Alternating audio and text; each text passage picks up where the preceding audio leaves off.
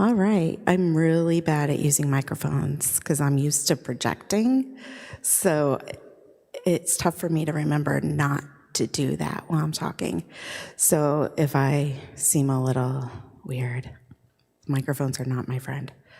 So my name is Dana Reno, and I work for STARS Nashville. STARS is a local nonprofit here in Davidson County, but we serve all of Middle Tennessee. Most of our staff are school counselors. So Wilson, Rutherford, Sumner, Davidson, obviously, Cheatham. There's other ones that I'm blanking on right this second, Cannon County. We have school counselors in all of those areas. So if you have young people in middle schools and high schools and they're needing support at school, don't ever hesitate to reach out to me and I can find out who our school counselor is at those locations. And I didn't say Williamson. Williamson and Rutherford particularly, they have even beyond just a school counselor, a school therapist that can meet with the kids.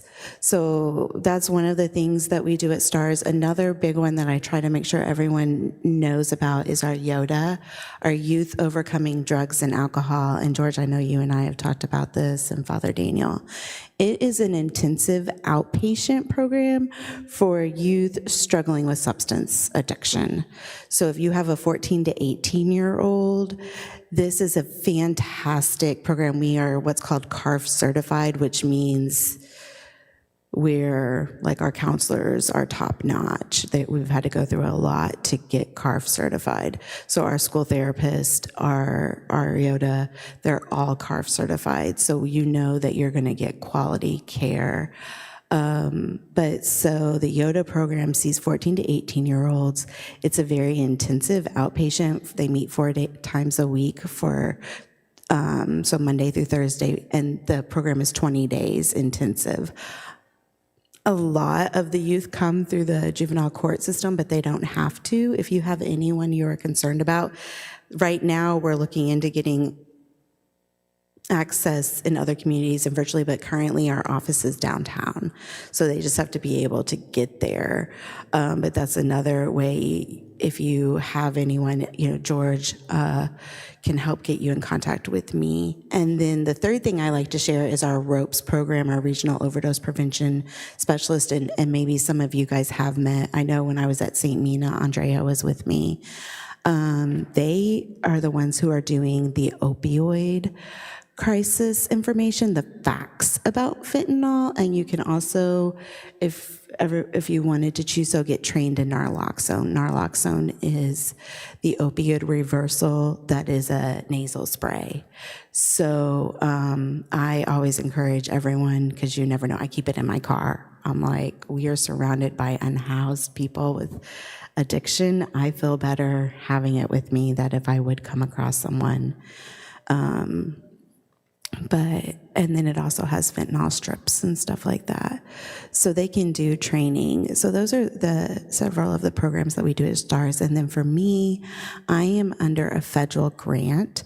And there's two parts to my grant. One is education and prevention around vaping. And the second part is a coalition. So I have information in your folders about Nashville Thrives. And those of you that are online or watching the recording, there's ways that you can access the information. I can email it, or we have the folders if we could drop them off at some of the churches or something for people to pick up. We can figure that out. But Nashville Thrives is what's called a prevention framework model, a strategic prevention framework model for change. So it's a public health model for knowing that I can go in and do prevention work. I've been doing prevention work on and off for 20 years. But if we only do prevention work, it's not going to lead to long-term change. Because if our families don't have housing, they don't have food, they don't have a good school system, transportation, all of that makes it that much harder.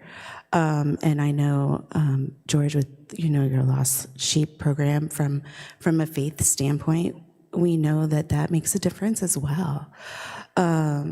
So that is the idea behind Nashville Thrives, is combining the whole community.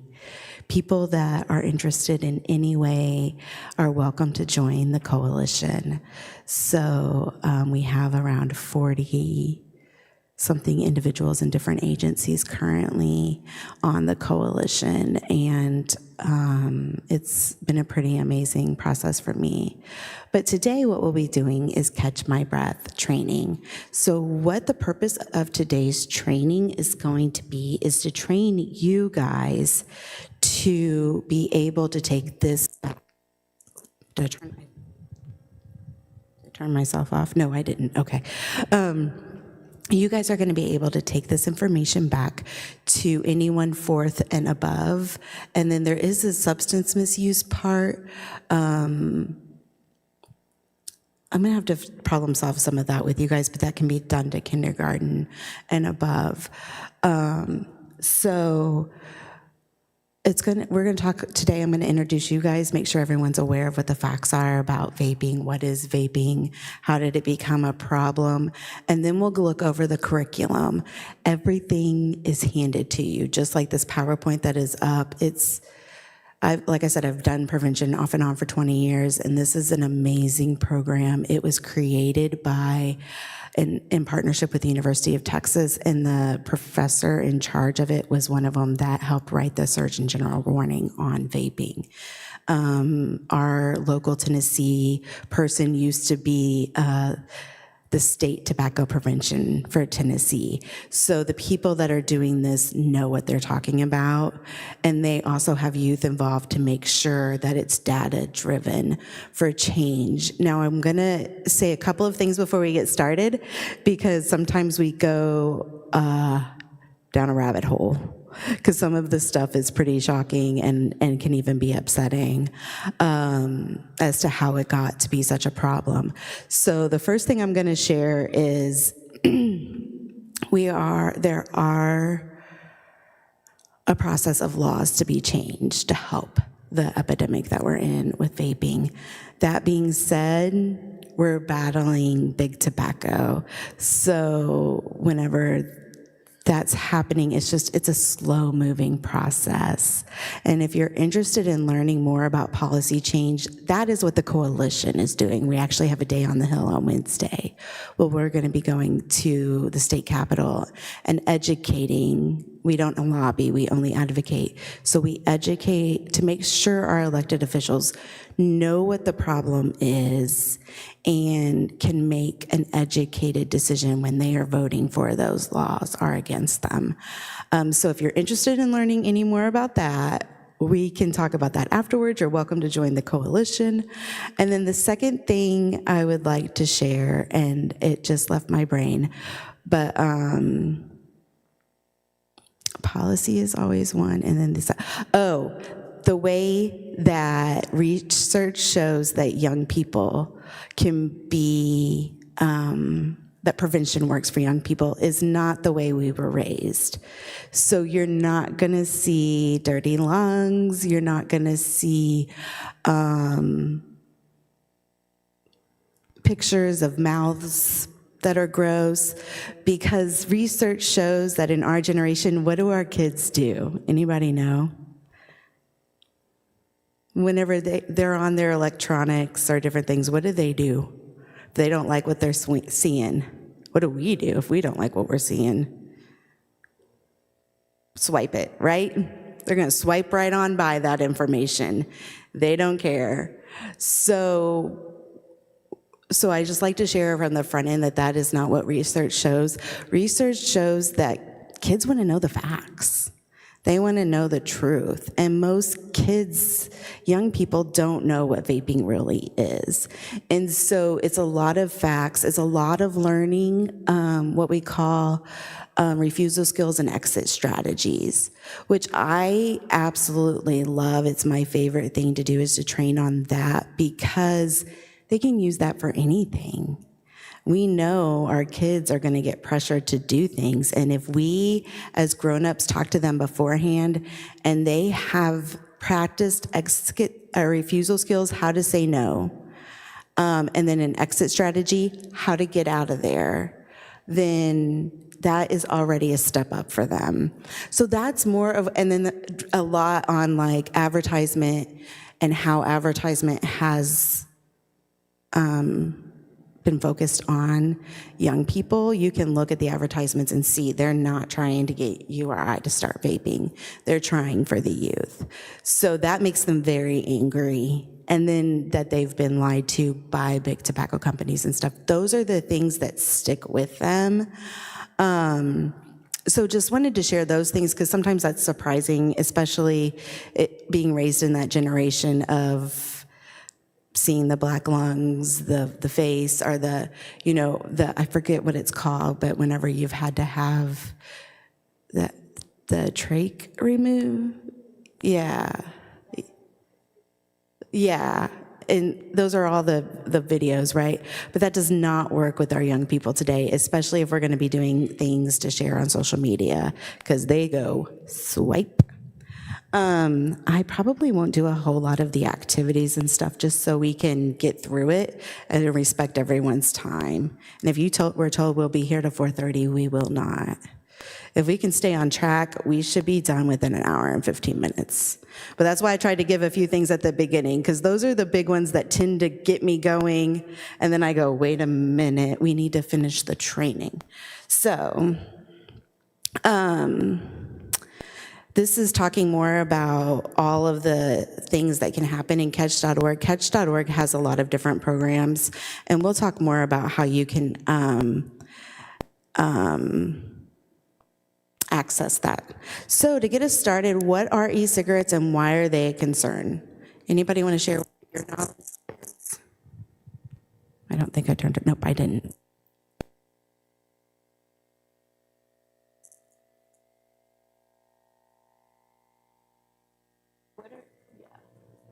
E-cigarettes. Let's start with the first one. What are e-cigarettes? Electric cigarettes?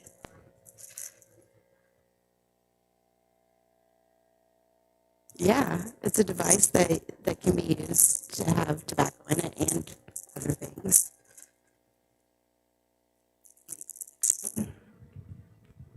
Oh my, I told you I'm not good at middle. Okay. Anyone else?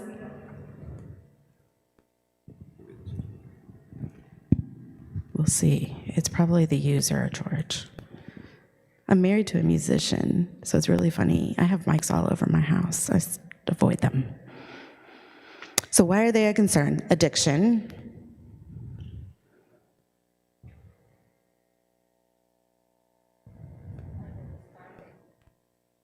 Sometimes when you start, you can't stop, yeah.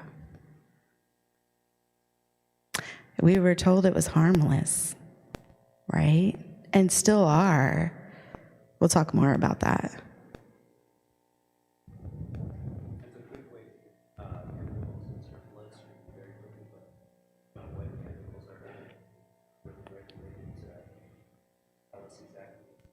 Yeah, there you go. Lots of chemicals that are not regulated. Zero regulation, which means we have no idea really what all is in them.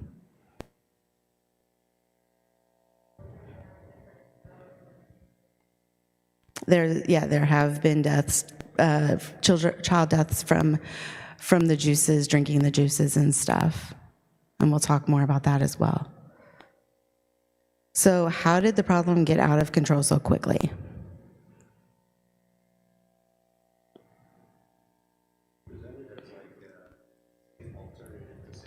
It was presented as a safe alternative to cigarettes, right? I can remember my mom trying to vape to quit. It didn't work. Anything else?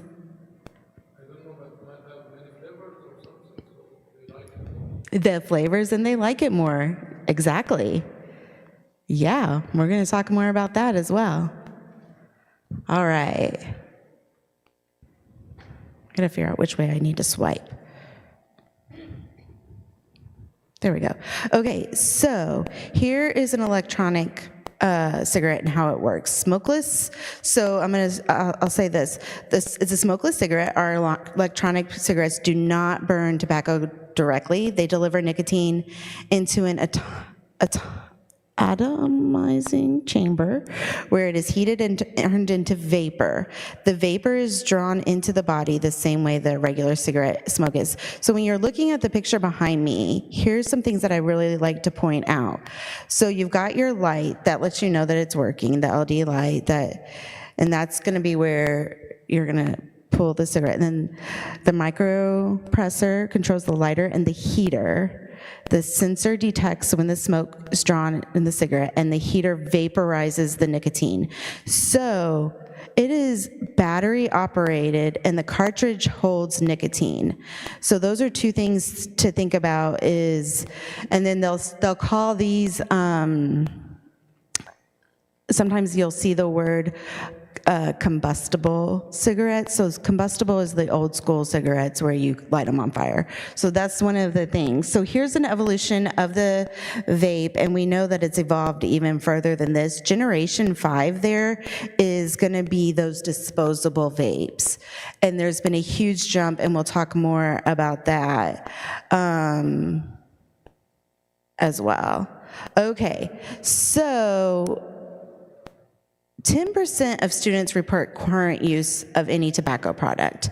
Among those who currently use tobacco products, e-cigarettes is the most popular for the 10th year in a row, and cigarette and cigar use is still at an all-time low.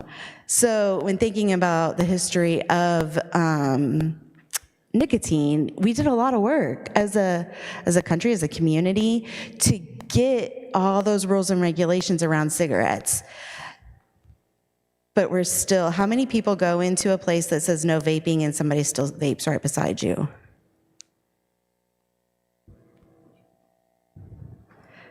Oh, you wanna just light me up.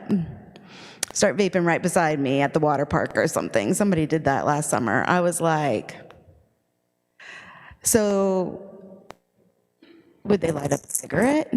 No way. Even I love to use this example. My brothers both quit smoking cigarettes and started vaping. And when they smoked cigarettes, they would leave. They never smoked in the house, and they would leave the presence of others and go smoke. Well, now that they're vaping, my brother vapes sitting right beside me, and they vape inside.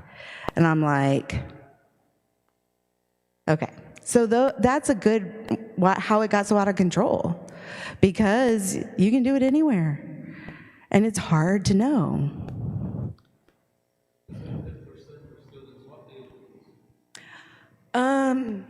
You know what? We'll go into more data on the ages and breakdowns, because that didn't say exactly what ages, but usually it's middle school and high school. But we know that it's really getting into elementary schools as well. I have to do quarterly updates, and or biannual. I have to do them twice a year. And every time we're learning more about the ages and who's using and what they're using. Because, yeah, that's the National Youth Survey, and I'm pretty certain those are all done in middle schools and high schools. So here's where we're talking about the flavors, all right? So the e-juice flavors, the e-liquid versus the food product, I can tell you they all love watermelon. 81% of kids who ever used tobacco products started with a flavored product, and 99% of e-cigarettes sold in 2015 contained nicotine. I learned the hard way, and I always share this because as you talk to your students, your young people, that there's really a lack of understanding of how our bodies work. So I'm doing this at a school on Monday, and one of the things I'll do is I'll take some of these snacks, some of these goodies, and we'll talk about how when we eat something, it goes through our digestive system. So if we're eating a watermelon gummy, it's going to go through our digestive system. There's ways of dealing with that chemical. But if we're vaping a watermelon vape, it's going to our lungs. Our lungs cannot get rid of those additives and stuff that they put in the food, the dyes, the different things. Not that I'm saying it's good for us, but it's not really going to harm us if we're using it occasionally, meaning gummies, if we're eating them occasionally. But because it's a vape, we talk about how the only thing our lungs are meant to have inside of them are oxygen. So I always point that out because they really don't, it's not something that they're thinking about. And so once they think about it and we start putting that into real life, it clicks. Okay, so nicotine is a colorless or yellowish oily liquid that is an active component in tobacco. And tobacco has always been one of the top 5 cash crops in Tennessee. So closing in on flavors. So we talked about those overdose deaths from kids getting the refillable fluids. Well, what happened was that was banned. We were able to get that banned, that no longer can you have flavored refills for your vapes. So what they did, the tobacco industry found the loophole and created the disposable vapes. So that's why we have now seen such a rise in disposable vapes, because that was the loophole that now people are trying to fight to get that changed, but it's all a process, right? So we've seen a huge increase in the so this is all stuff that it has to be, can no longer be like this is illegal. If you see anyone selling these kinds of e-cigarettes or anything, that is illegal.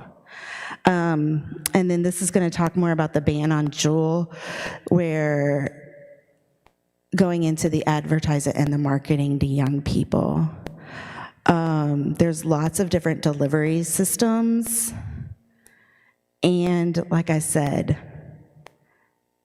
the advertising. Heaven is a puff on earth. It's going to calm you. It's going to make you feel better. So this is what's in our young people's faces all the time. Am I going backwards? Oh, no, I'm not. Okay, so one of the things is that, do you guys know this, that the human brain continues to develop till you're 25? So that's a big thing to talk to the young people about, that anytime we're putting something into our body, it is directly changing the way our brain is developing. I know in your community, one of the big things that we talk about with the kids is their goals. Do you want to get into college? How are your grades? If you start vaping, it affects your attention span. It affects the way that you're able to focus and learn. So talking about, because they always say cancer, right? What is it going to do? Oh, it's going to give me cancer. And I'm like, okay, guys, be real with me. How many of you guys are really worried about dying of cancer right now? They're not. So talking to them about the real life goals that they have for right now and how vaping can, I was in here, somebody was right here, and she pulled off her shoe. She said, that's the, if I get caught vaping, I'm getting the shoe, the sandal. So what are your real life consequences right now? And being very real with them. But yeah, it was actually at here that they got pretty real with me here when I did it last year. Okay, so this is something that I find very upsetting, but it goes along with the data. Why do they start? High school, because friends use them, peer pressure. In our middle school, they're curious about them, and then why do they continue to use? I'm feeling anxious, stressed, or depressed. Everywhere I go, when I talk to kids that are vaping, A, they're not just vaping nicotine, they're vaping marijuana. And B, they're using it to help them with anxiety to get through the school day. So knowing that on the front end, if you're gonna be talking to your youth and find out that they're using, we're gonna have to dig deeper to find out that what's that thing going on. And a lot of times people will go, well, what does my middle schooler have to be stressed about? I have a 5th grader. He was in 1st grade when COVID hit, missed some serious developmental years because he's an only child, so he had no clue how to deal with teasing and stuff like that when he went back to school. And the pressure that has been put on them academically since, and all the things in the economy that's going on right now. I mean, how many of you guys have felt stressed about the news, just in general, knowing what's going on in our kids feel that, and they don't know how to process it. Teachers are very pressured, so they're then putting pressure on the kids. You know, you can see how this has led to our kids just not knowing how to deal with their feelings. And also, I mean, point blank, we're a society that likes our pills. We don't want to do the work. You want to go to the doctor and say, give me something, instead of working on it. Now, I struggle with PTSD and anxiety. I am not saying that the meds don't serve a purpose, but they can't be the only answer. I have anxiety attacks, and my anxiety attacks make me throw up. So do I keep medicine to deal with that? Yes, but I do not misuse it, and that's a whole nother issue right there. So I don't want anyone to ever think that I'm saying medication is wrong, but I'm saying you also have to put in the work. Because long term, had I just done medicine and not done other ways of dealing with it, I wouldn't be, I now don't even have to carry the medicine with me because I haven't had an anxiety attack in so long. But you know, there's lots of pieces to that.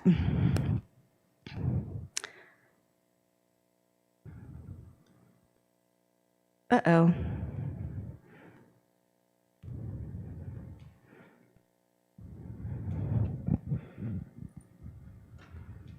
Oh, there it goes. These are resources to help quit. I know some of you were taking pictures. I also have other things. These are some really great sites, and I think I even recently shared it with someone, that will help a young person quit. Now, I want to stress for young people to quit, it is better if they do it in a group. So if you guys start doing this and you have youth coming forward that are struggling with vaping, or even as you guys are learning and adults start coming forward, these sites also have things for adults. But we do have a program that we can train on that is an actual in-person group program. So if that starts becoming a thing, do not hesitate to reach out. Or if you have 2 or 3 and they just want to do the apps together, that age group does better. I mean, I do better whenever somebody's holding me accountable.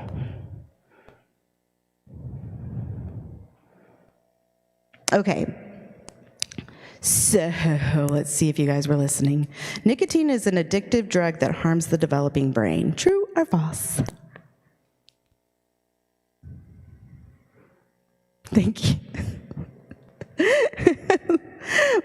If anyone wants to get up and do jumping jacks and squats, you can go for it. I always make the kids do it. This isn't what the kids do, but there are only 100 available flavors of e-juice on the market.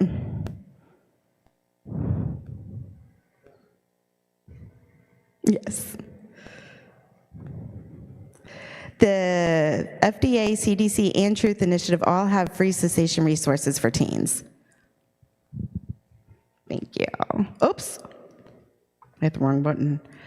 And also, it's been a really big push for paying insurance coverage for cessation for quitting.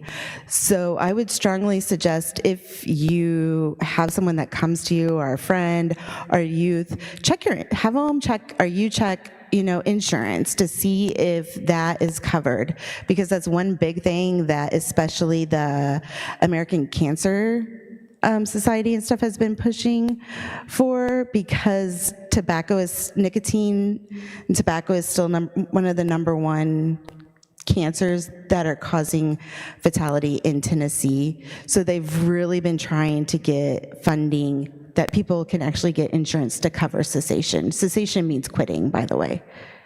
Okay, how did the problem get out of hand so quickly?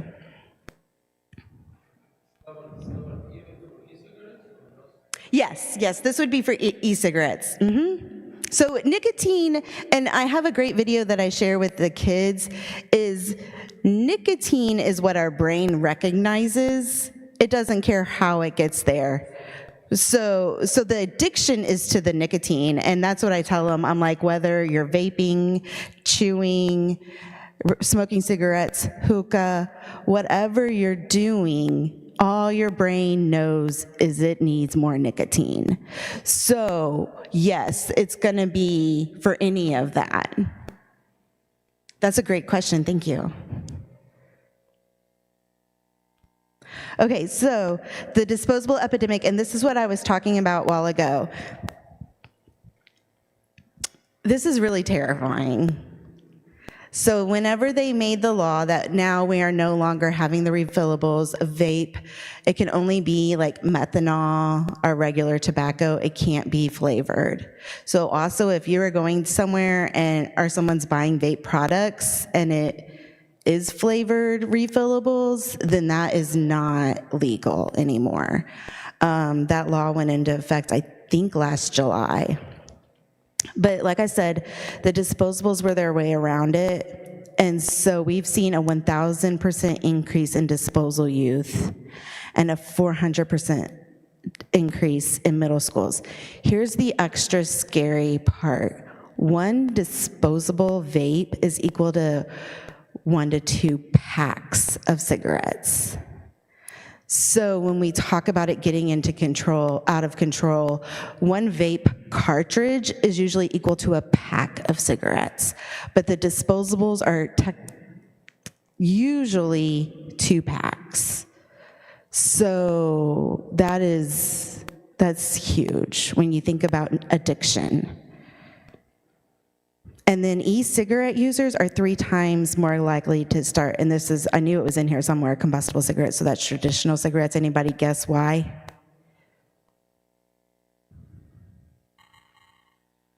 Why somebody might just use regular cigarettes versus vapes? Yeah. Or they're gonna do both. How many people know? I know plenty of people that do both. Vape where they can vape like inside places and smoke cigarettes outside.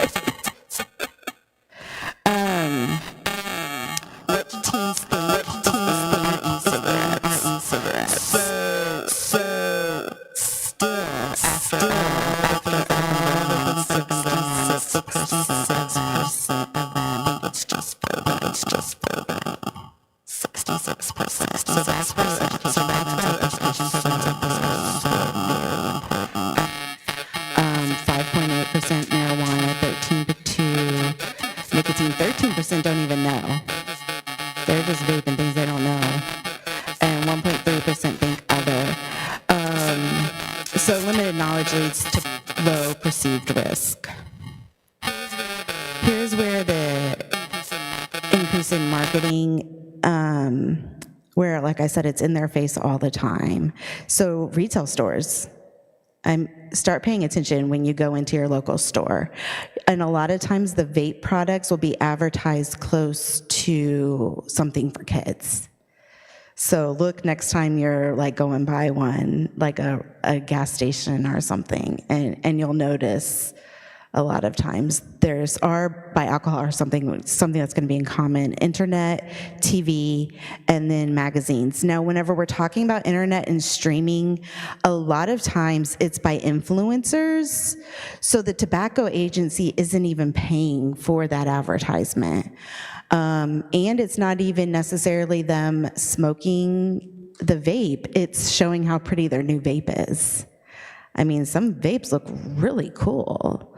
And I mean, I won't deny it. Some of them are really pretty and artistic, or say things that are funny or whatever. And then like the smoke clouds and rings and different things like that. And you can actually buy vapes depending on how much smoke they'll release. Let's see. And this is how the Juul appeal to youth. It went from 24% August 17 to 75% in October of 2018. So that's how quickly things got out of control. So social media advertising, so that's 91.8% of US middle and high school students reporting using social media, and 75.3% reporting ever seeing e-cigarette related posts or content. I am happy to say when I talk to them, they are starting to say stuff like, they're all very aware of the metals. They'll be like, there's metals in it. And when I ask how they heard that, they'll say they saw an advertisement. So we really are trying to get advertisement media that says the facts. And the more we can do that, the better we can change those ideas. Spot the vape advertising. Anybody know what the vape is in that picture? Yeah, it looks like an eyeliner. Yeah. There we go. Okay. The same playbook, using sex appeal, really is what it is.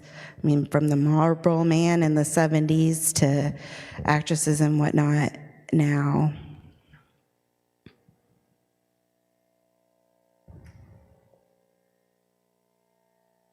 Race cars, actors, all of that is going to contribute to the things that they're seeing. But really, it's more the consistency, the things that we see all the time. So 90% of high school and about 95% of middle school students choose not to use e-cigarettes. I don't think we went over that one in the terms of the not. I do that with the kids big time. But we did say about 10% do, so... what I do with the kids, now I have a game, because this is the one thing when I was doing surveys I could not get them to understand, is that no matter what you're seeing in advertisements on movies, shows you watch, most young people are choosing not to vape. And so I'd always do a pizza. So for high schoolers, it's about a slice of pizza. Is that most of the pizza? No. And then for middle schoolers, I'd cut that piece of pizza in half and be like, you wouldn't even get a whole pepperoni. Is that most? No. Now I have a game that we're playing with pool balls or balls and things. Hopefully it will start working, because I cannot get it through their heads that most youth choose not to. Not saying that most don't maybe try something, but when it comes to regular use, they use what's called 30-day surveys. Most choose not to. So this is true. So that's something that we really try to engage the youth on. Social media, including apps like TikToks, play an important influence on the youth vaping epidemic. Okay, here it is. I was wondering when we were they redid our slides to add a few of the facts and the new laws. And, how old do you have to be to buy tobacco products? 21. So for vape products, you have to be 21. Tobacco products, you have to be 21. This law passed several years ago. Last year I was meeting with some SROs, and they were talking about alcohol in schools being illegal, and I was like, well, so would tobacco products, and they didn't realize the age had gone up to 21. Imagine trying to tell the lieutenant. I was like, I'm sorry, but... So they looked it up, and then they were like, oh, you're right. Why is our picture not up? Why is it? Okay. I wonder if that's from a while ago when things weren't coming out right. Man, no, we need this one. I wonder why it's not. Ooh, we'll figure something out. Okay, showing pictures of the accessories. This one is incredibly scary to me. Oops, I hit presenter view. Oh, maybe if I reload it will work. Did you guys see the one that looks like an inhaler? I find that so upsetting, because especially if you have somebody that needs an asthma inhaler, it is... There we go. It showed. Oh, but here. Don't look. Everybody close your eyes.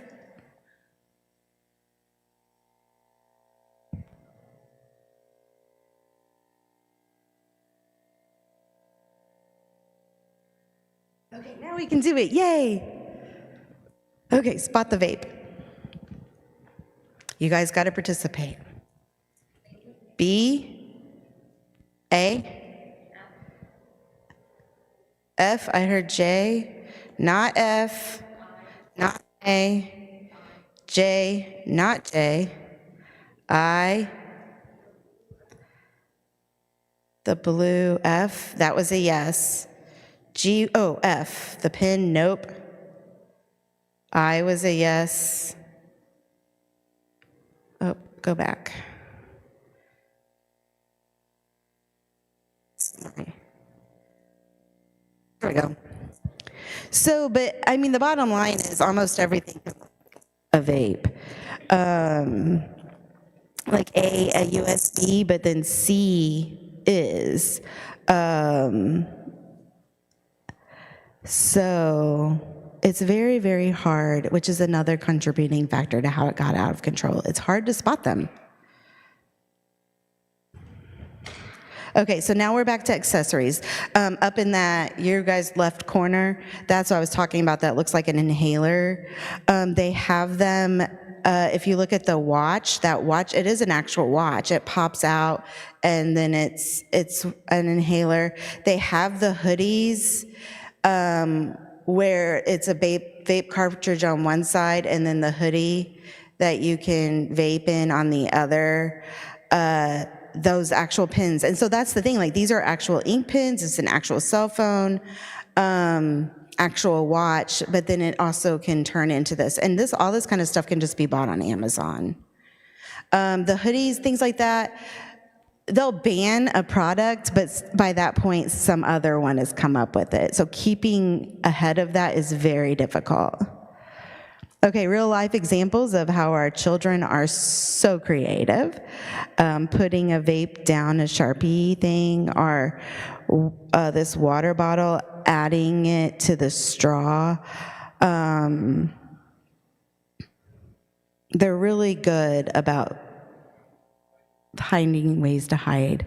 Do you guys have any that you've seen or know of? If this is being presented at a school or something, a lot of time, or maybe somebody who works with youth that are struggling, they can share some interesting things that they... So at school, what they'll do is hide it somewhere, and then they have a whole process where they can do their icons and Cash App or Venmo somebody money and they'll share where the vape is hidden, so that multiple people are using the same vape and being able to go sneak it.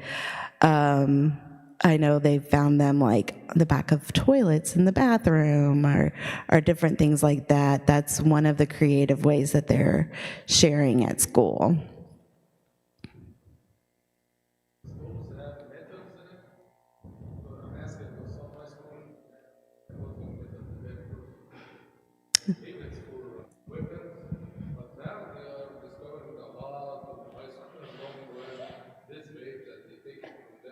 Oh, I hadn't heard that. Oh, in Wilson County there. Well, I did hear, was it Wilson County or I think Sumner County, that's getting the vape smoke detectors in the bathrooms. That is something that I know. I think it's Sumner County. Those are one of those, is it worth the expense? Because what we didn't talk about a while ago is vapes are actually aerosol. So saying the word vapor often makes people think of like boiling water, but really vapor is just a liquid becoming a gas, right? So that's where the harmless thing comes from. Vapor, water. But the way that battery heats it and uses things to draw is actually aerosol. So if you install those vape detectors and stuff,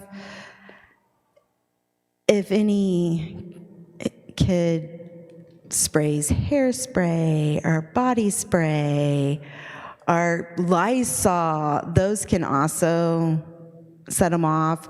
So there is a lot of debate around whether or not it's worth it. I mean, Metro just doesn't have doors on a lot of the bathrooms.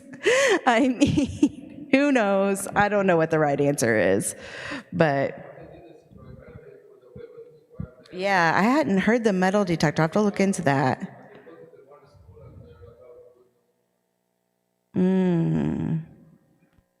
I had not heard that part.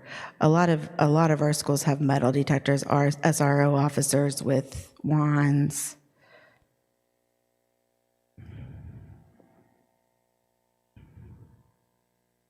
What? There we go.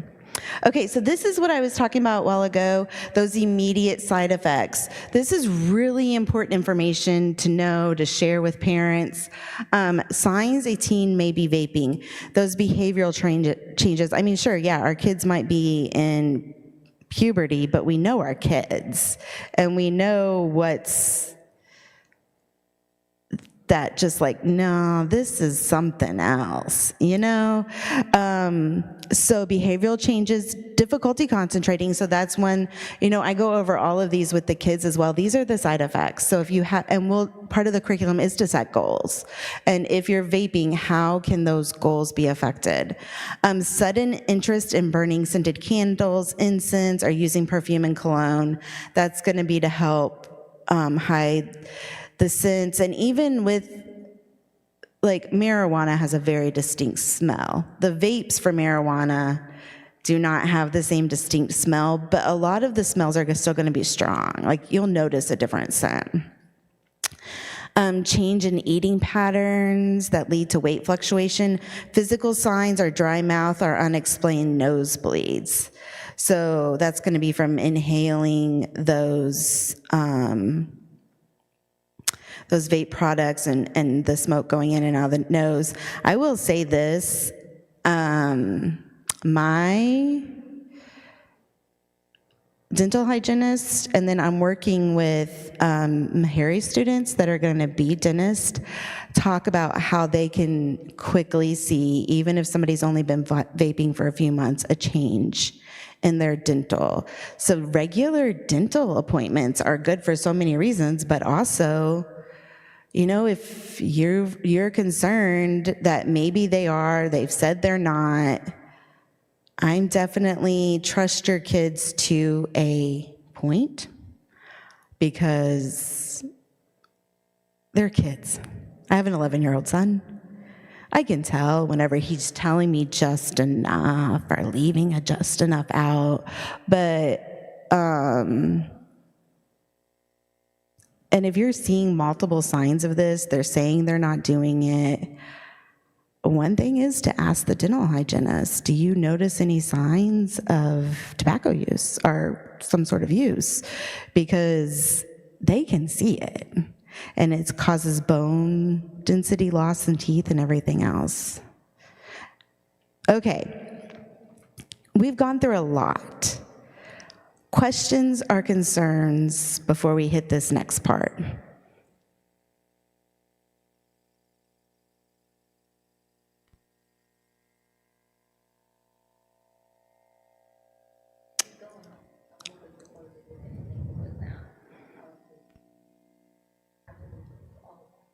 So why doesn't the state stop it? And that's a lot of where I was talking about. It got out of hand so quickly.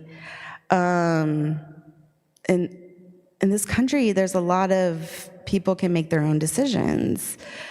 But it also leads to things that are happening for our young people. Tobacco industry is huge, and it has a lot of money. And nonprofits, coalitions like mine, we don't have the money and stuff to counter these kinds of advertisements, or to even do it in a way that young people would really engage is insanely expensive.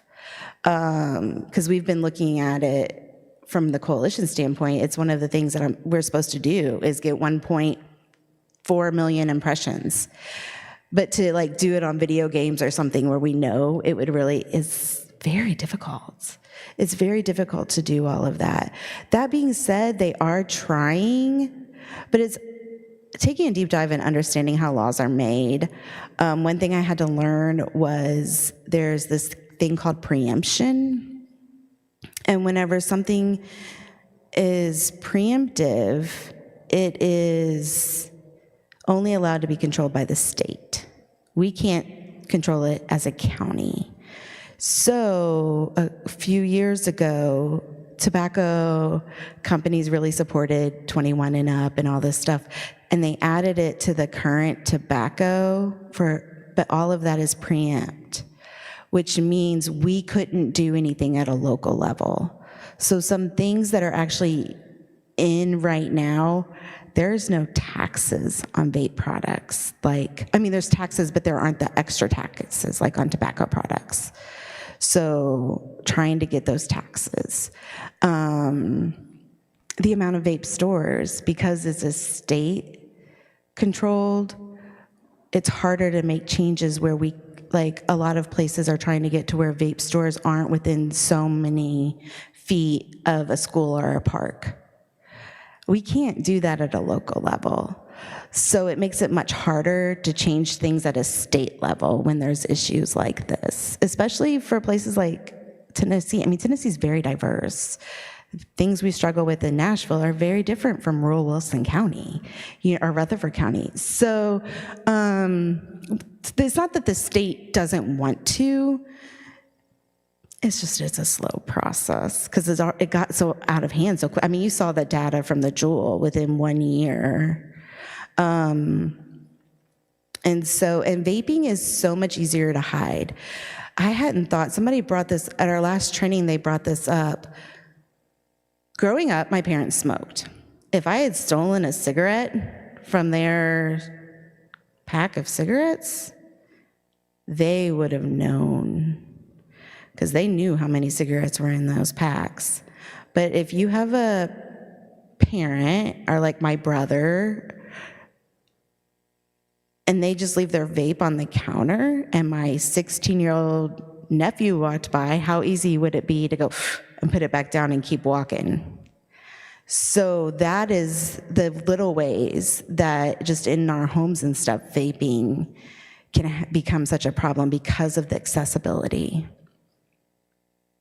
So that's a lot, and adults don't understand. I don't feel like I've had this here, but I know my colleagues that are in rural, they still think that the vapes are harmless. Or the kids will be like, oh, it's just a lavender or B12 vape, and the parents believe them. Here's what I say, by the way, if anyone brings that up, I've had that asked. I always say, what are our lungs made for? Oxygen, yes. So if you are vaping anything other than going to an oxygen bar and breathing in some oxygen, straight oxygen, do our lungs know how to deal with it? No.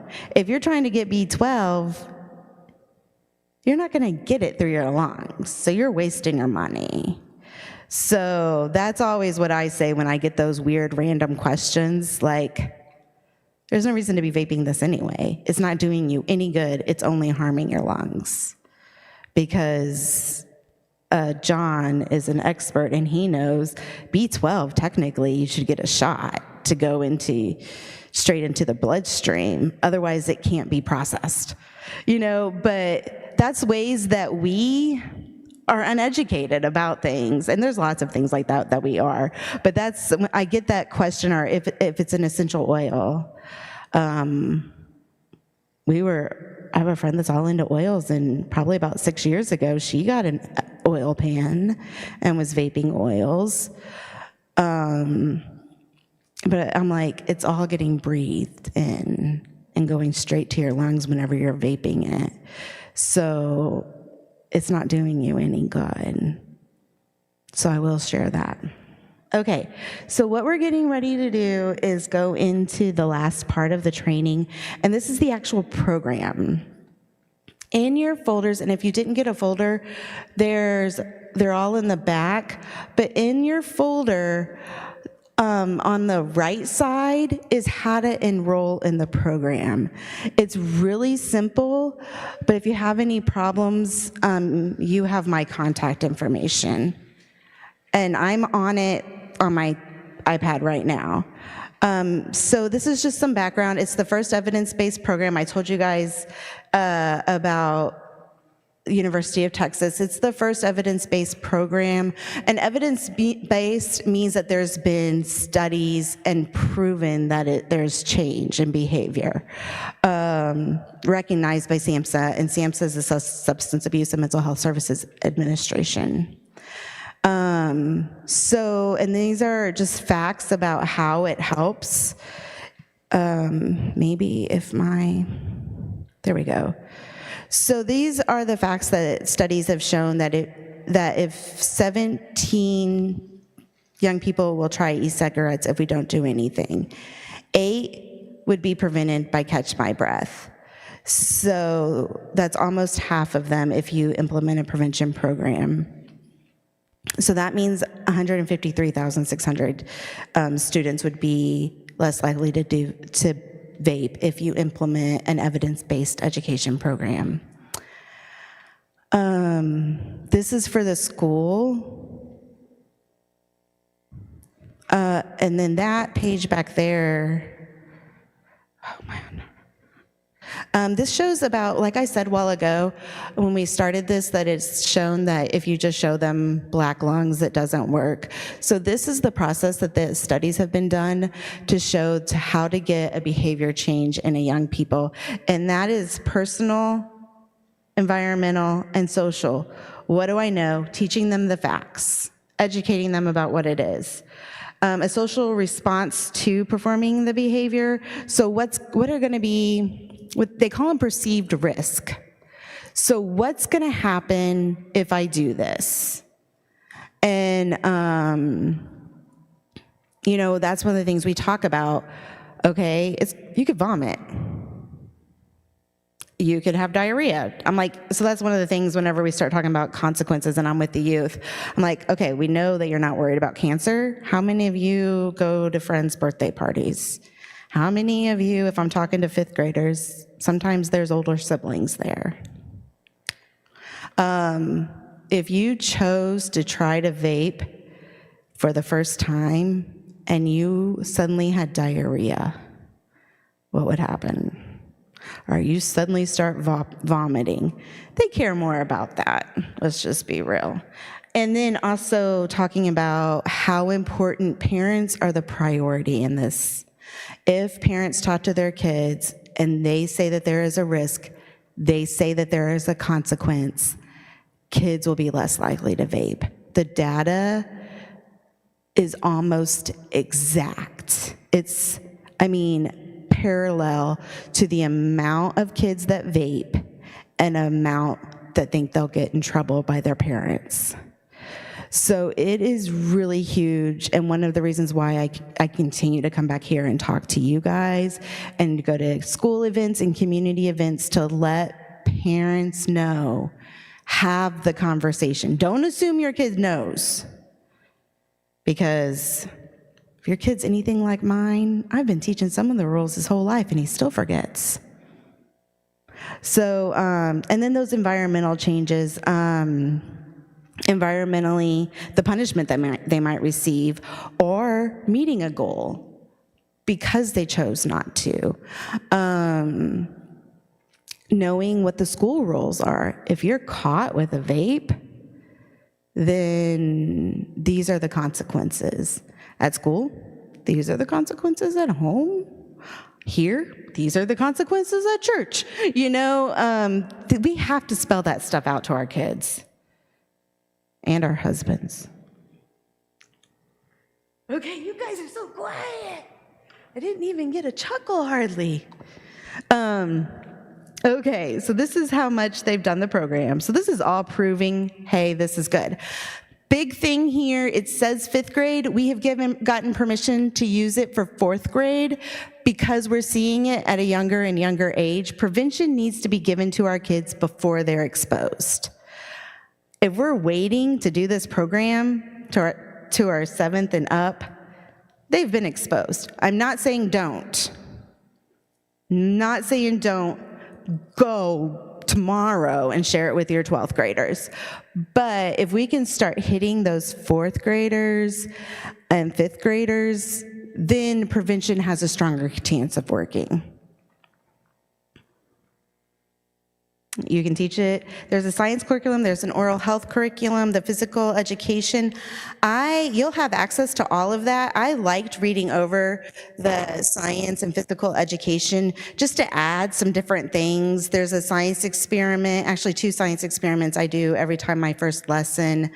That activity that I've changed to with pool noodles and balls, that's from the PE. So I read over all of it just to see if there was some things I could do that could engage our kids, because when I'm at Metro Nashville schools, I know that they're usually several years behind in reading abilities and stuff like that. So some of the activities I know are just not something they're going to be interested in. This is how it all aligns with schools. So these are a lot of things that would be shared with school. Peer-led discussion groups. There's a whole area for having facilitators. So St. Mary's, I think it was St. Mary's, which is the one over by 100 Oaks Mall. No, St. George is right by my house. Yeah. St. Mary's, and it's like up on the hill and you can almost see the interstate. I ended up training like 25 of their, oh goodness, what were they called, George? This was pre-servants in the program. And I was like, I love this because if it's led by people that are their peers, they're gonna listen more than they're gonna listen to me. So in this package that you guys, there's always gonna be, an area that's for facilitators. So if you have some youth that are leaders, are not doing anything they shouldn't be, because that's the number one boo-boo we can make, is trusting the wrong kid. Then that will really help your process. These are the educational strategies, so if you would like to look up what those words even mean. But once again, a lot of this is, because it's often done in schools, a lot of it is going to be, this is student feedback, all just proving, hey, this is a great program. Oh, for some reason it's way down there. These are the papers I have. I don't know why it's not showing full screen like it's supposed to, but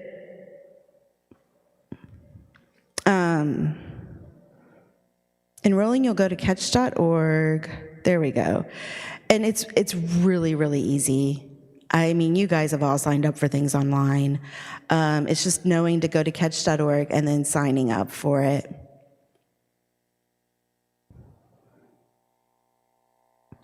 Okay, so once you've enrolled, then you can go to Catch My Breath. So we're going to take a tour.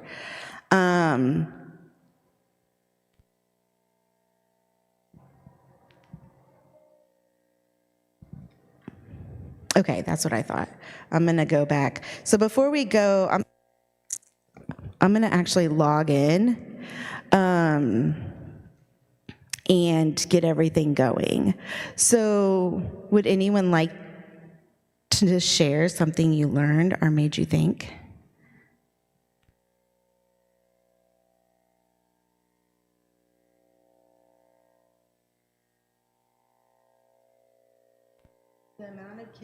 The amount of kids that have anxiety and are depressed. If you want more data on that, I can share it. So I'm full-time on our grant, and our lead epidemiologist at the health department is full-time, and they are in charge of the youth risk behavior. And it was done, I think, like October, after they came, that first year, they went back to school full-time if you're Davidson County.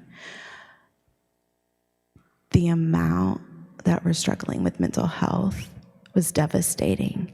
But to me, as a parent and somebody who works with youth, the amount that felt like they did not have a grown-up that they trust. The amount of our young people that feel like they do not have a grown-up to trust. Another reason why you guys are so important to me, to be that grown-up. I mean, I know personally, this is personal, I grew up in church, and our youth leader was one of my people, you know? And I've made it a priority to have non-family member adults in my child's life. He is like this with his Sunday school teacher. She even came to his Nashville Children's Play 2 weeks ago.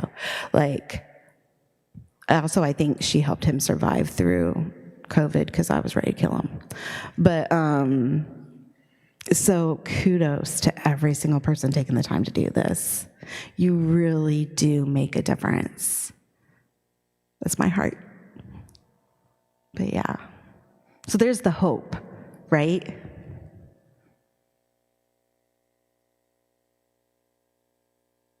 Something you're doing.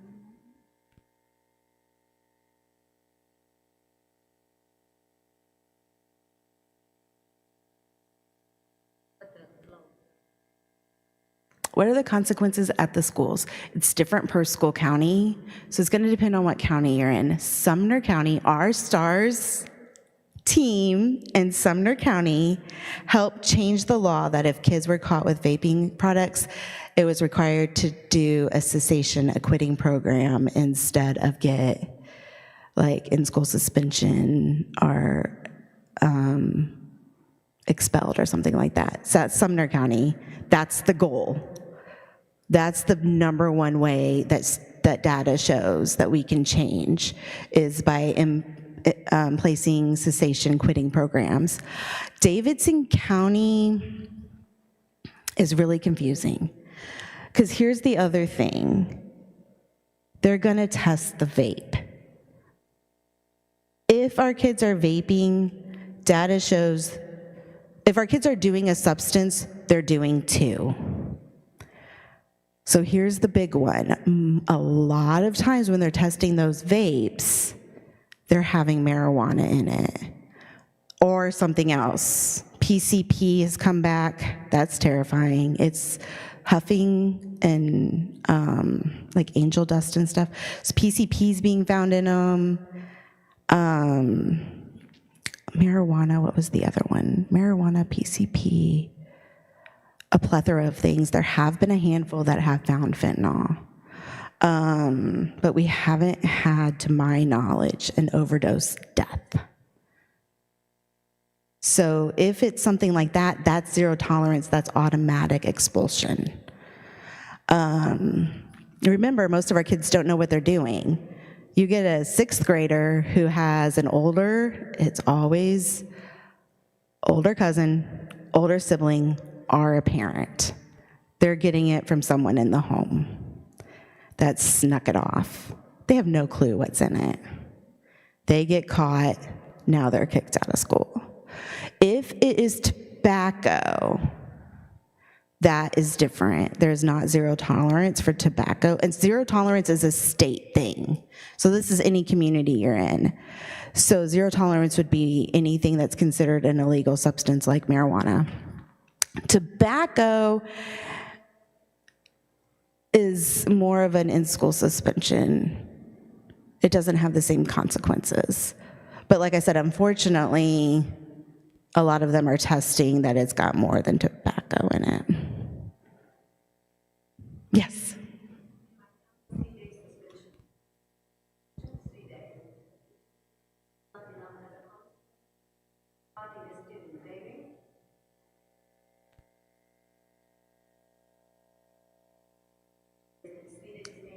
Oh, yeah, they just got 3 days of vacation. What county are you? Rutherford County? Okay, I wasn't sure. And see, that's the thing is for any of it, and I was just talking to someone at the Tennessee Justice Center earlier, because there's a law that they're looking at right now and making tobacco a misdemeanor, finding tobacco in the school a misdemeanor. So her and I were talking about our thoughts on that, because usually a misdemeanor is a fine, a financial. And I was like, I mean, consequences are good, but cessation is the only proven thing. So instead of kicking them out of school for 3 days, what if we made them stay an hour late and do a cessation program? So that's where advocating and policy change can come in.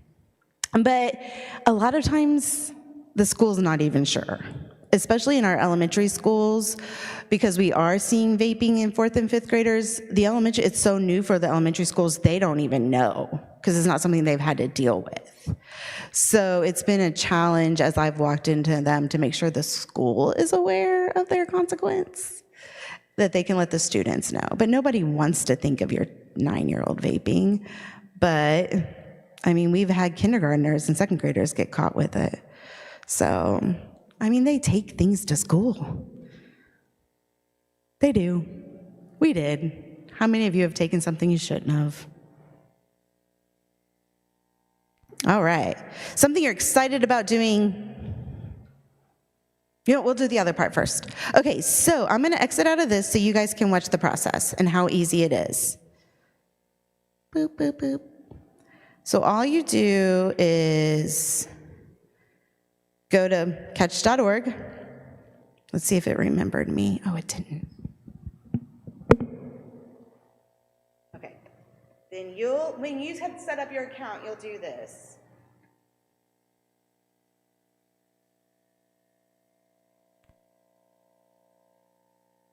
Tell me if I spell Nashville wrong. Half the time I go too fast and I spell Nashville wrong.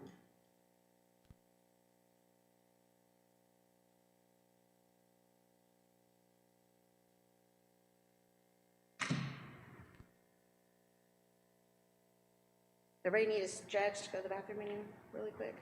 Go grab a folder if you don't have one. Almost done.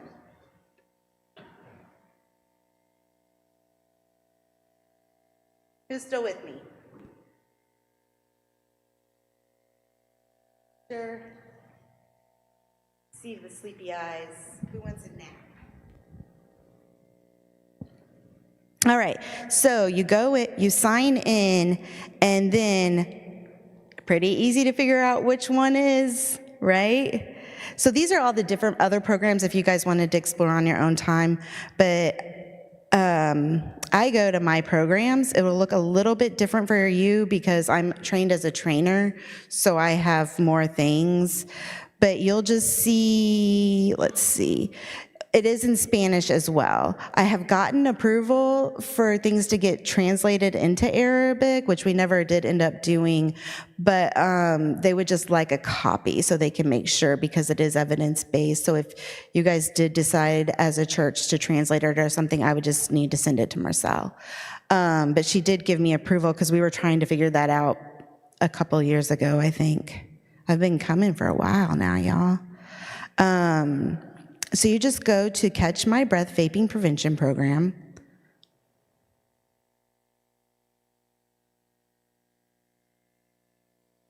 It looks a little bit different because I'm on my iPad, so I'm going to click these dots over here. If I'm on my laptop, usually this just shows up. So I put the know the risk information in your folders. That's parent information, because the Catch My Breath is it's a lot more information. And so just printing off like 4 pages or 2 front and back versus like 6 pages helps my printing budget. But everything is all gonna be in those tabs. Anything and everything you could wish or dream of. So education, you guys will now be trained that if you wanted to do a parent information, you don't even need me anymore. You're welcome to invite me though. And then resource and communication tools. This is going to be where if you want more information, you have more questions, or you think of things later. Getting started is just like information that you're going to go. So then it goes by grade. You see that? Remember, we can do 4th grade if we just do the 5th grade program. So that's all the difference is. But once you go in there, you'll see the lessons. I'll click on 6th grade to be random. You click on that session 1 and this pops up. Here's the beautiful, amazing thing that I love. Everything you need is told to you right there. If it is green, it's gonna be things you can print or like videos that you can watch. So like e-cigarette ingredient investigation, I use that. So I would click on that and know I need to print it off, although I've laminated all my stuff. And it's gonna be also so you know what these things are as well. And then when you're in here, the big yellow, start lesson, read over that, see what you want, what you need, start lesson. And you have 2 choices. You can do Google Slides or PowerPoint. I have everything saved in PowerPoint on my laptop, but if I'm just doing it if I'm just pulling it up from the internet, I usually do Google Slides. When you get here, it's gonna look just like, and it's gonna tell you what to do, literally. Now we're gonna do the vaping e-cigarette questions that you've already printed off and prepared. It will go through everything. And then there's sometimes videos. If I'm doing something, I do try to make sure the videos work because for some reason on my laptop, videos aren't wanting to work. And then once you have this, if you've opened it, it's gonna talk more. This explains things a little bit differently than the adult one, and I kind of like how it explains this better. So there's what you were talking about a while ago, and there it actually shares the number of poison control calls for those refillables. So it shows all of that to our young people. And then the good thing, and it's going to talk about all those things that are in it and go over, but the good thing is once you've opened and downloaded it, it will automatically just go. So like when I go to Witsit on Monday, I have to do all of this in 2 hours. So typically what is recommended to do, this is the evidence-based program, okay?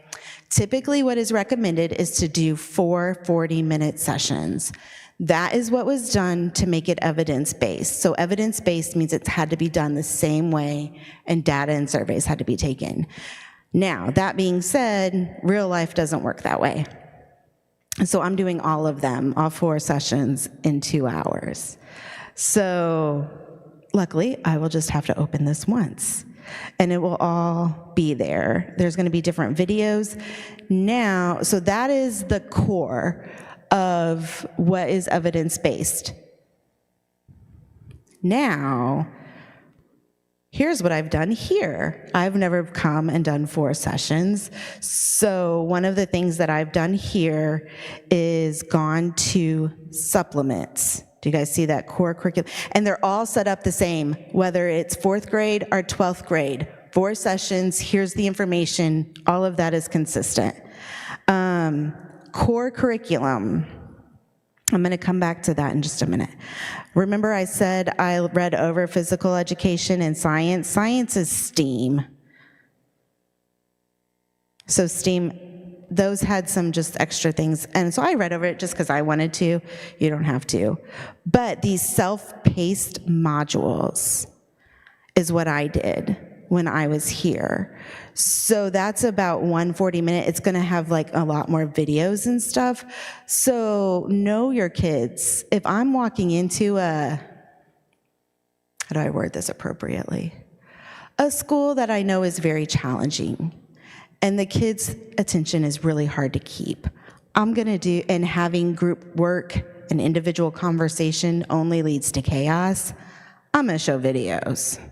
So knowing your audience is really helpful. So these self-paced modules, it's set up pretty similar, but the kids can actually do it themselves. And this has actually been recommended in several states as that ISS option, but doing cessation or something to allow the kids to do the self-paced modules during ISS if they've been caught with a vape. So, but when you go access the module, see it's got these here educator guides so you can read over, and then it's got the student self-paced module. And I did this with the youth. I don't remember which church I was at, but I was downstairs and there were a lot of them. And it goes through a lot like kind of what we did earlier. It's going to test their knowledge and then do some things and then test their knowledge again, and they can even print out it and everything. Now, based on the fact that we know that marijuana is prevalent, we've been saying that, so they, like I said, they do trainings with us twice a year, and they also listen to our feedback. So they've added, where'd it go, you guys? I just saw it. Oh, core curriculum supplements, go to supplements. Cannabis, fact versus fiction. Cannabis would be marijuana plant, all the things that go in with that. So they've added that. And so there's a couple of lessons that are gonna teach those facts versus fiction. Remember I told you earlier, the best way to engage youth today is educating them on the facts, because they don't like to be lied to. And then this is the one, so George, we can talk about how to do this, but K through 8 substance misuse expansion. I didn't know this at the beginning, but I get this free because I've been doing it so long. But whenever I recommended it to my STARS counselors, they weren't able to do it for free. They had to pay for it, so I just gave them my login information. So we can discuss if the church wants to, I don't know for sure, but we can talk about that. But this is incredibly important. Remember we talked about prevention at an early age? It literally starts at kindergarten. So it's gonna talk about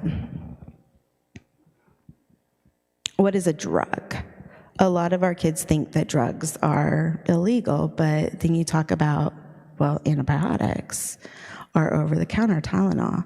Knowing what that is and knowing who can give it to you, what's safe, knowing how to call 911. It's gonna start with those small conversations at an early age and get deeper as it gets up to 8th grade. So that is one thing I think we should all do with our littles, because unfortunately, this day and age that we live in, edibles are a huge problem. Edibles containing CBD, edibles containing Delta-8, THC, and none of this is monitored. So really, we don't know what's in all of this stuff. It is causing a huge issue in our littles, getting a hold of it and overdosing. So really having conversations with them about not just taking something that's not in the original package. For adults, we need to know what to look for. I didn't realize, I did a training last year and didn't realize all the things I didn't know about how it was packaged to look like candy and different things. And I'm like, man, I could have bought stuff like that at a gas station when I have all my nieces and nephews and there's 8 kids throwing up stuff on a counter. There's no telling. But that has all been made illegal, FYI. So if you see any of that being sold after May 1st, let me know so we can report it. But anyway, those are conversations, unfortunately, we have to have with your kids, our kids. If somebody's got a baggie of gummies, say no. If somebody has a bag that's sealed of gummies and they're giving it out, then that's probably okay. I mean, but, and also just going to different houses and doing different things. knowing who has what. Because I mean, a lot of people have been recommended to do CBD gummies to sleep and stuff. That's not uncommon. But unfortunately, kids don't know A, what's dangerous, it looks like candy, and B, how much to take. So even maybe your kid has a gummy that's melatonin,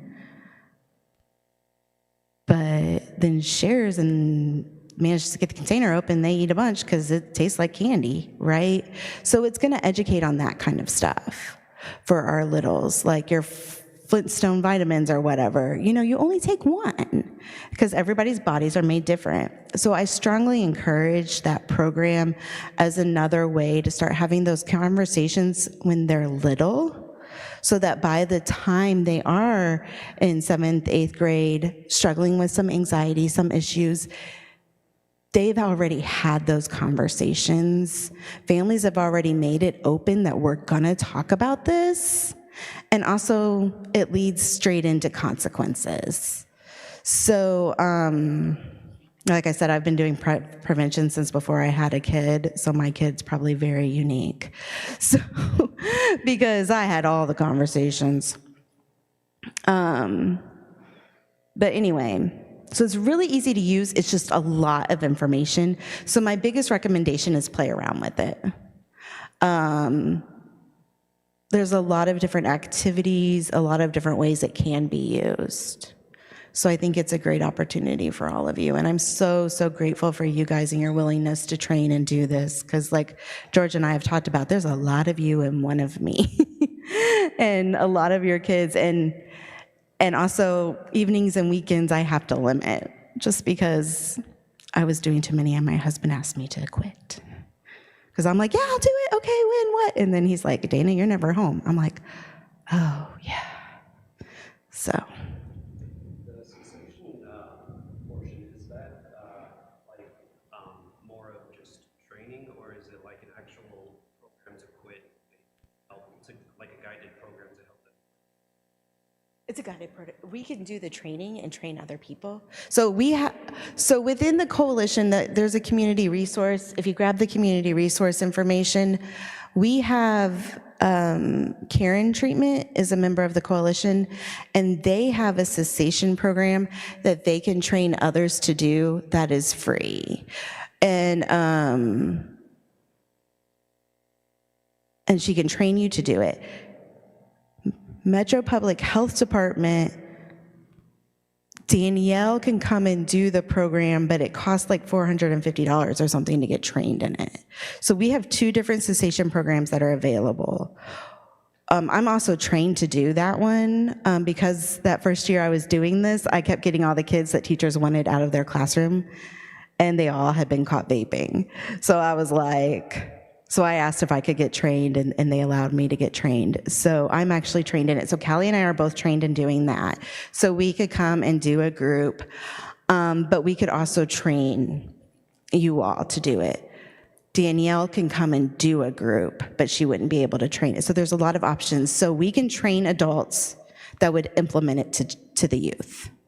And then it's the cessation program, Project Connect, I love it. It is similar to this, but it comes in a binder, and the kids all have workbooks. And it really goes into letting them know, like, what's going on with me, and recognizing that they have a problem. Because a lot of them at the beginning are like, I don't have any problem. But then once, 6 weeks happen, they realize, wait a minute, I do. And we make kits on, like, I have stuff, I hog all the like fidgets and Play-Doh and everything so that we can make, and gum and mints to make kits so to help them quit, No.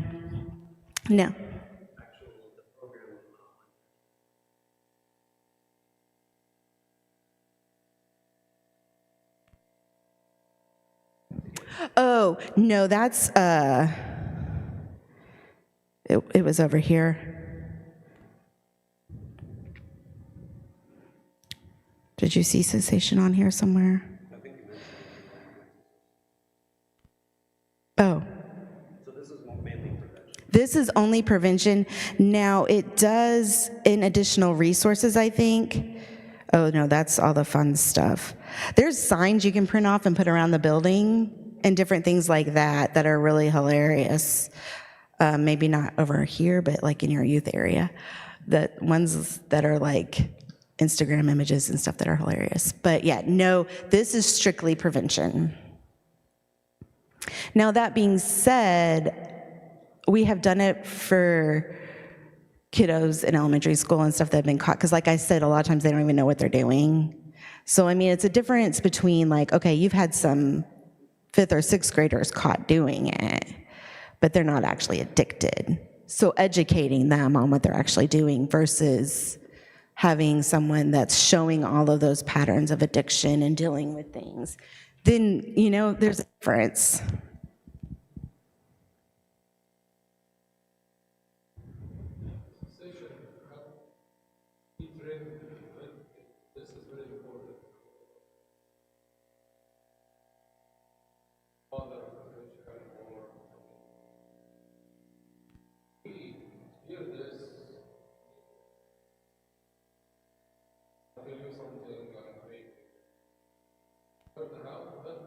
Mm-hmm.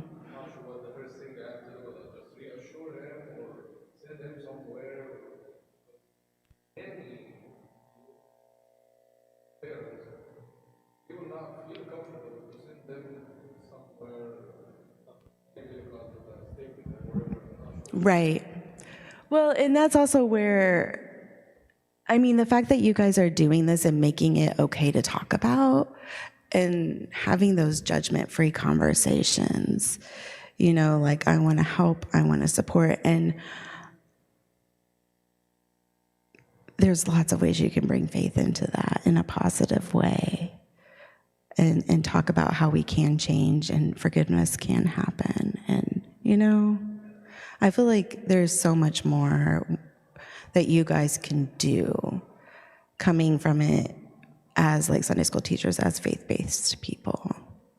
But definitely we can get you trained on the cessation, or like I said, if you have just a small group and you wanted to try to start something, you know, Callie and I'm sure we work together to figure out how to support that. But the training for that is a little longer. I think it's 3.5 hours, and they only do it certain times, and it's virtual usually, because Callie's care and treatment is actually a residential treatment, and Callie's the only one that serves Tennessee, so their base is Atlanta. So I think it's usually done virtually. But I mean, how many people are going to watch this? So I think that would be a good option for you guys. And if she knew you were interested, she sends updates on when they're having the training, or if there's a lot of people that request it, they can do it. And Callie does the whole state. So if she needed to go to Rutherford County or Wilson County or something, she could. Because I know like Mina's huge. So,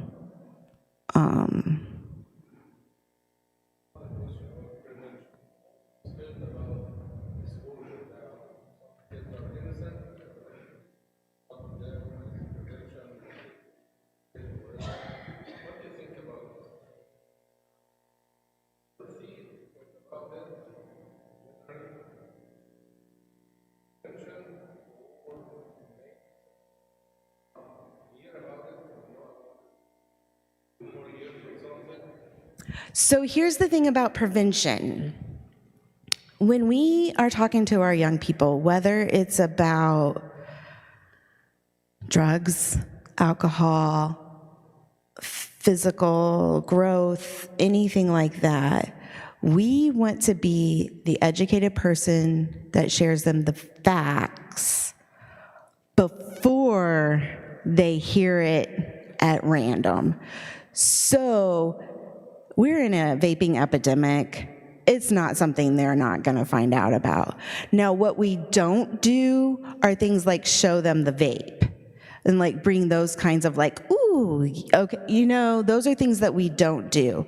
And the way, like I said, that the program is set up, the focus isn't, and And even when we're talking about bullying and everything like that, we try not to make that the focus. We try to be positive. So what that curriculum, after you've taught them what it is, what nicotine is as an addiction, it's more about, like I said, those refusal skills, those exit strategies, setting goals. They do look at advertisements, and there's a lesson where they look at the advertisements and then they make their own about why not to vape.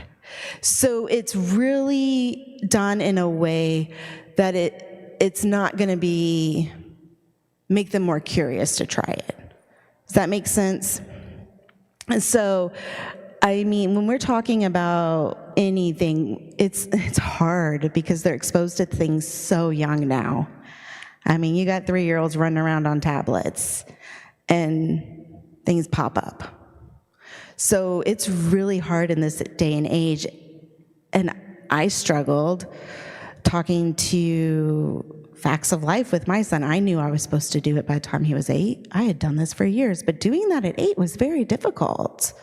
But they're getting exposed to stuff unintentionally because everything is out there so easy. So it's changed how we've got to talk to them at a younger age. I know sometimes it can feel icky. You can be like, man, am I going to expose these babies? But the interesting thing is, like, sometimes when I bring it up and I ask them, they're like, oh, I don't know anything. But then once we start getting into the advertisement, suddenly they know all this stuff. I know, right? So then you're like, oh, maybe I should have just done this earlier, you know?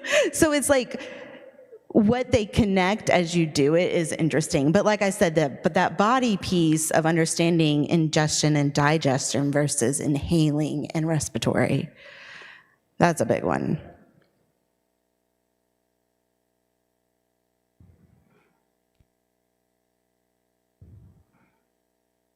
I know it's so much information.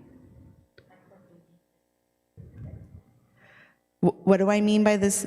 Are you agreeing? Yeah.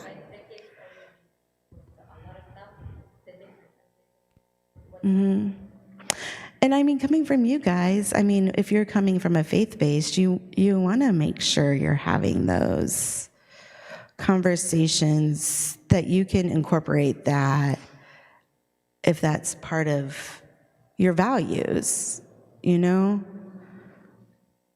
It makes a difference.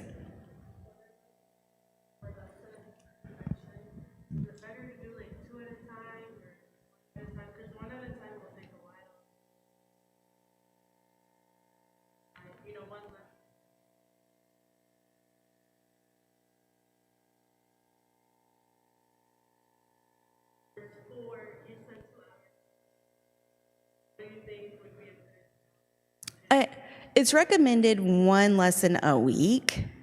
But you're right, like doing 1 and then coming back and doing it is spreading it out. If you did it that way, if you didn't have to do 2, I wouldn't do 2, because it is a lot. And it's a lot on their little brains. And honestly, to do it the way that it's all done, it takes longer than 40 minutes. I mean, especially if you're going to take the time that it takes to get them in, get them settled, get started. But what I would do, and this is what I've done in the past, is when I've had to go like a month, I'll jump on one of those self-paced modules and do a quick review, where we start that at the end of the class and they're doing their jumping jacks and their squats just to make sure they remember and get them in the headspace. That's going to take a couple of minutes, but it'll put them back. And also they tend to remember this stuff if it's the first time they've heard it, especially. The kids, when I had to do that at one school, because school kept getting canceled or something kept getting, that I went a couple of times without like seeing them for like a month, they tended to remember. But I was also somebody else coming in. So I don't know if maybe you guys wanted to have, like, switch up a class.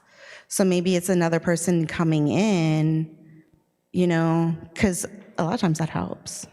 But yeah, those self-paced modules, that quick, just true or false thing to get their brains reminder of what we're talking about was a good option for me.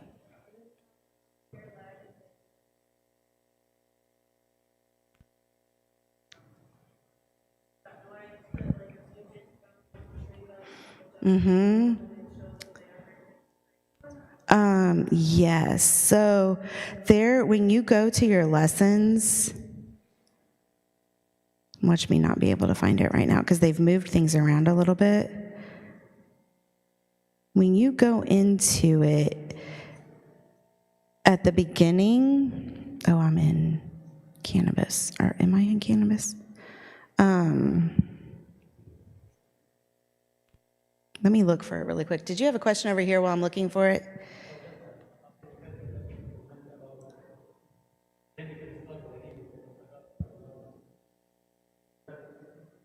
Oh, what about marijuana?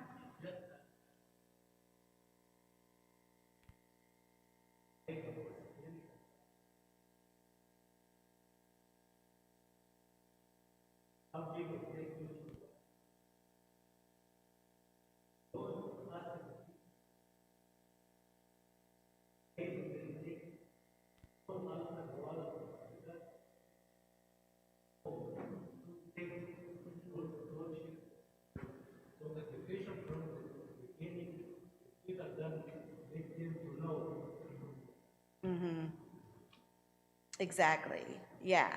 I mean, that's the number one. I can remember when I will never forget. I grew up on a military base until I was in first grade, and some kids kept trying, like older teenagers kept trying to give us stuff on the playground because it was a military base. So everybody's mom was always watching. Somebody's mom was always watching all of us. And I got that serious lecture. And then when I moved to the States, like somebody was trying to give out cough drops, and I told on her because I'd had this huge issue in kindergarten at my military base with the teenagers, and I knew that was not okay. And I'll never forget, I'm new to the school, but I was like, oh, that's bad. That's bad. That's no. That's a no. You know? So that's why it's talking at that early age. Uh-huh. Okay. Oh, when you go to the educator guide, so when you do the green, the educator guide, it's going to go into the PDF of all of the information.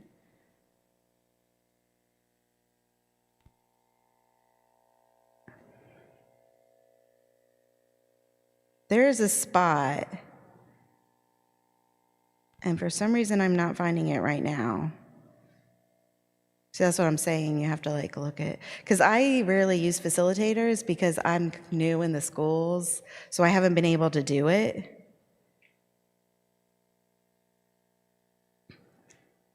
That tells you, like, yeah, you would take them, even for us, like it says we could get them to take them like 15 minutes before class and share with them. And then I made cases for like each table and different things because I knew I was going to be reusing it. But once you guys get into all of this stuff, if you need me to come and just sit down with you or jump on a virtual call, I'm happy to do that. My email address and stuff is on all of that Nashville Thrives information on the left side. So, and then on those sheets, the one thing that I do ask is we have to record our numbers so all of this is free through a grant through the federal government, but they want to know our numbers. So if you do speak to youth, if you could just email me the total number of male and female. I don't need to know, I mean, if you guys want to know which church, just so you can keep it for your records, but I don't even need to know that. We just want to know the number of students so that we're also making sure that they're the confidential information. But that's up to George if you guys want to know what churches are implementing it.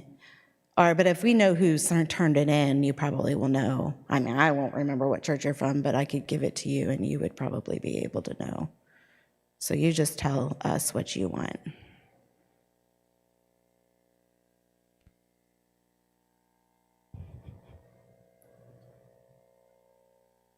Yes.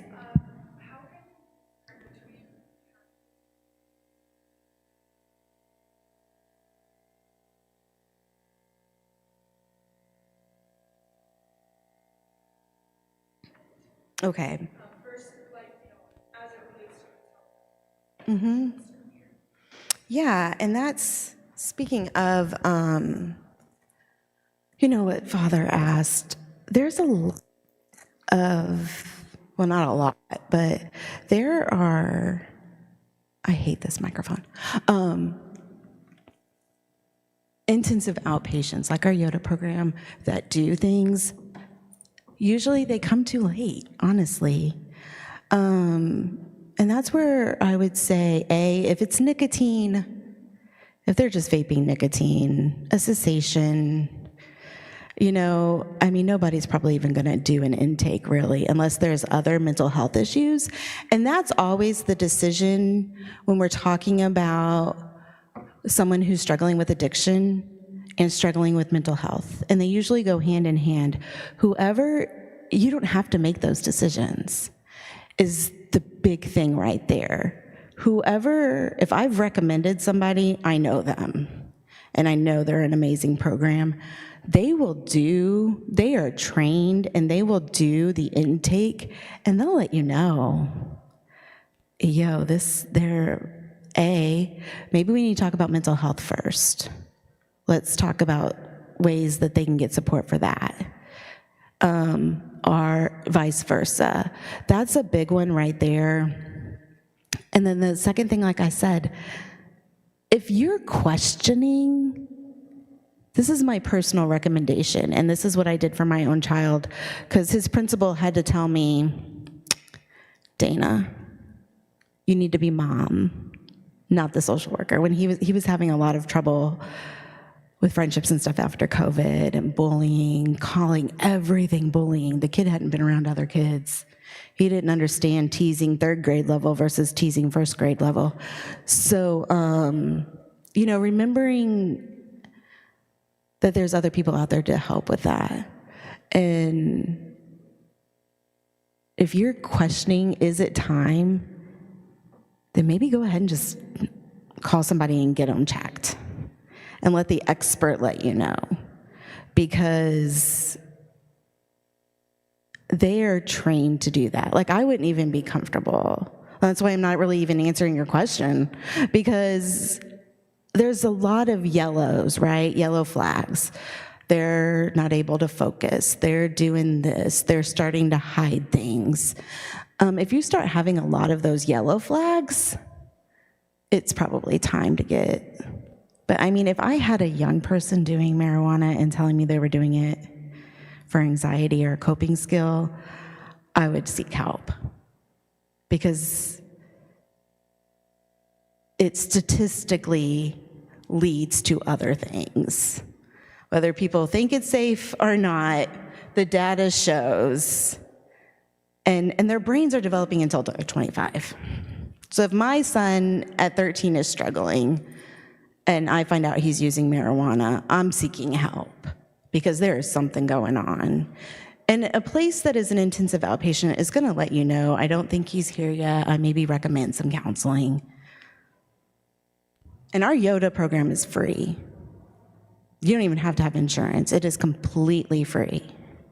So there's no harm in calling and having one of our experts have a chat. Is that helpful? There's never a clear answer. In this day and age, so many things are acceptable.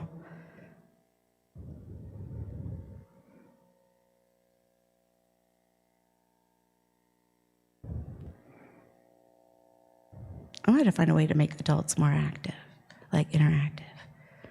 I also left my water in the car. Yes.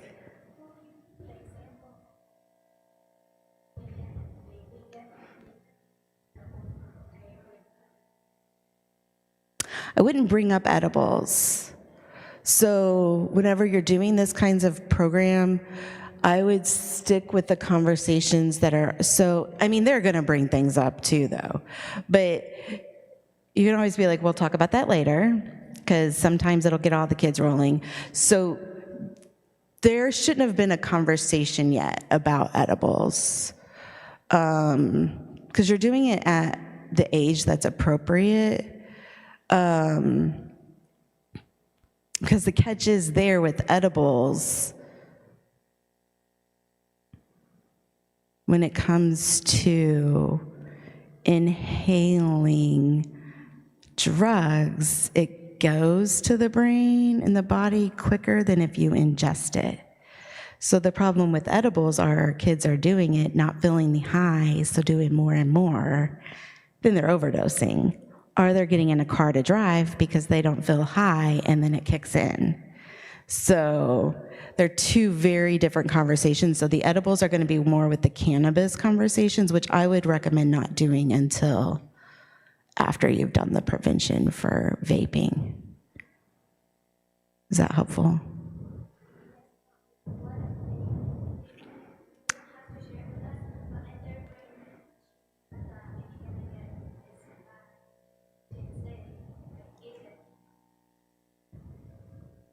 Well, but you're giving them food. We're talking about eating food that doesn't have, I don't think they will, because I don't think their brains are gonna work like that.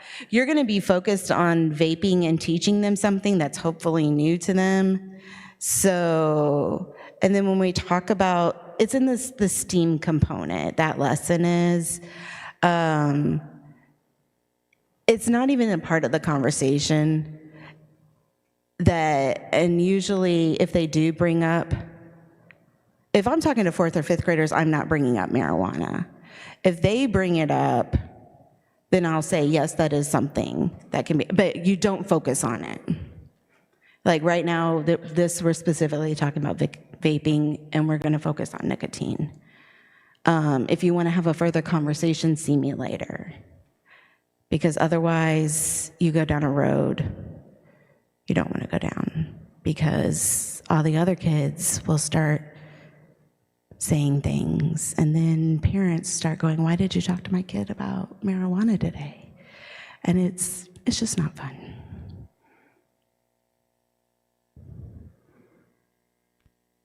I'm easily distracted, so I have to really make sure I focus. And if they bring up stuff, I'm be like, stop you there.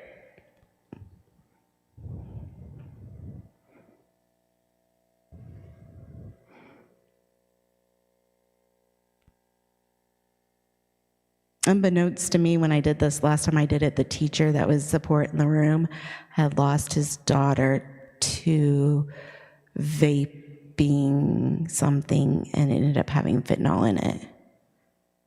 I did not know that when I went in to do this training. And then I had to step out, and I asked him to go over some stuff, and he shared with them about losing his daughter to fentanyl and stuff, and I was like, oh, goodness. I told the principal later, I was like, just so you know, I did not bring that up. He did, but I mean, it was very devastating for him, and I felt really bad that I wasn't like aware. They're having too much fun over there.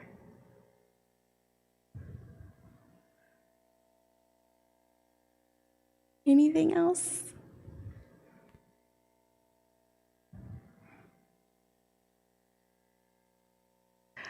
Like I said, don't hesitate to reach out to me, because I typically have that happen after I do a training.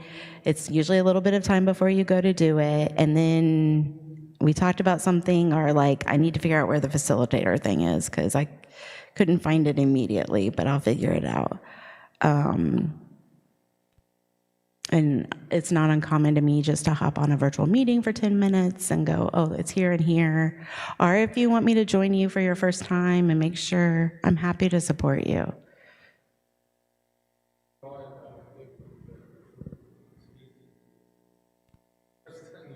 Mm-hmm.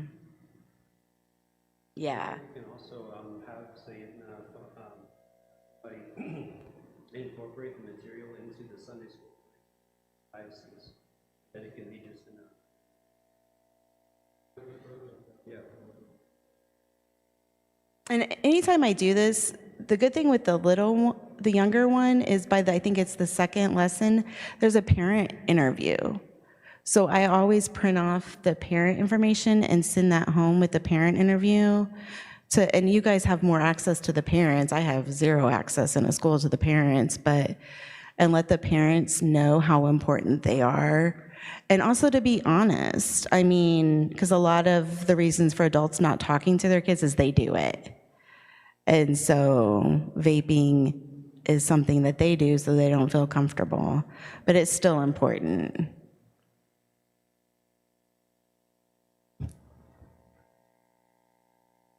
I think a couple of you have been in with me several times at this point. You might be able to do this.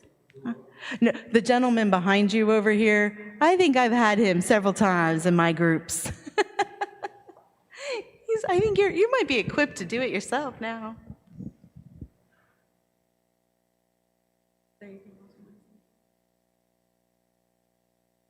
Oh, yes.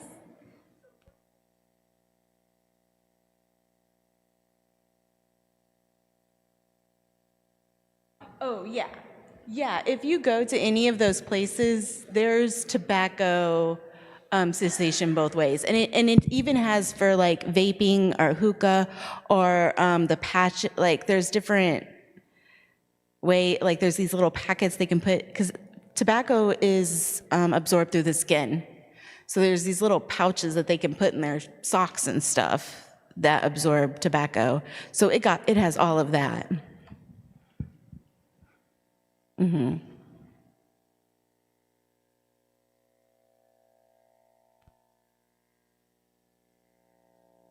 Anyone else?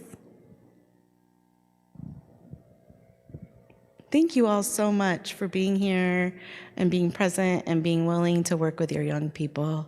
I deeply appreciate it. I have not been able to get into schools this year other than my son's school because of different laws that have been passed, and it's been very upsetting to me. And so I'm so grateful to know that we're finding other ways to reach the kids.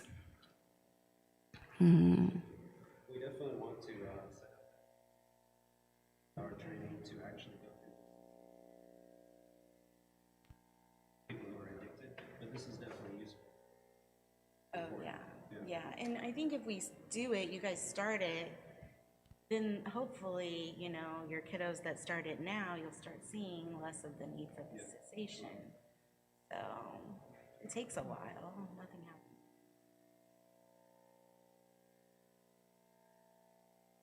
Consistency. Consistency is the number one thing our kids need.